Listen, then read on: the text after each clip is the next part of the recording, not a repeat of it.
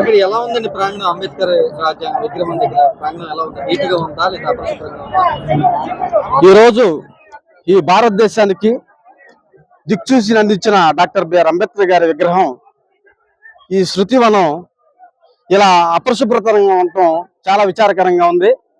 ఎందుకంటే గత ప్రభుత్వంలో దీన్ని సంక్షేమానికి పెద్దపీట వేసి ఎప్పుడు కూడా నీట్గా ఉంచే కార్యక్రమం జరిగింది.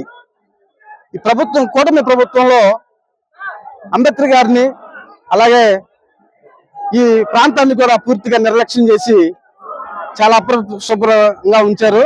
దీన్ని దళిత సంఘాలుగా అలాగే మరి వైఎస్ఆర్ కాంగ్రెస్ పార్టీ తరఫున కూడా మేము తీవ్రంగా ఖండిస్తూ ఉన్నాం. ఇప్పటికైనా ప్రభుత్వం కళ్ళు తెరవాలి. అంబేద్కర్ గారు ఏ పార్టీకో ఏ వర్గానికో నాయకుడు కాదు, ఈ దేశ తలరాతన మార్చిన నాయకుడు. ఆ నాయకుడిని ఇంత నిర్లక్ష్యంగా చేసి ఉండటం చాలా విచారకరం.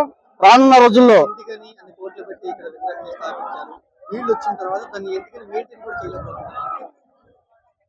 వైఎస్ఆర్ కాంగ్రెస్ పార్టీ అధినేత జగన్మోహన్ రెడ్డి గారు ఎంతో ఉన్నత సంకల్పంతో ఈ విగ్రహాన్ని పెట్టడం జరిగింది.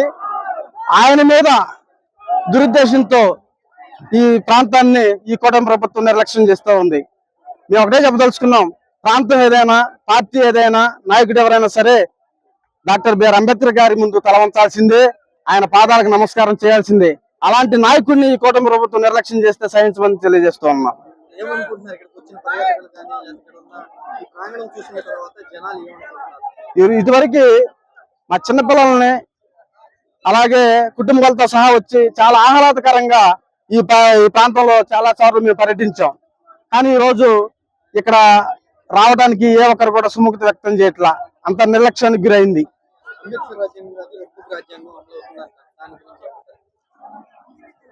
ఏదైనా ఏ రాజ్యాంగం అయినా సరే, రెడ్ బుక్ అయినా ఏదైనా సరే ఒకటే తెలుసుకోవాలి, ఈ రోజు మీరు రేపు మేము, అది గుర్తుపెట్టుకుంటే చాలు.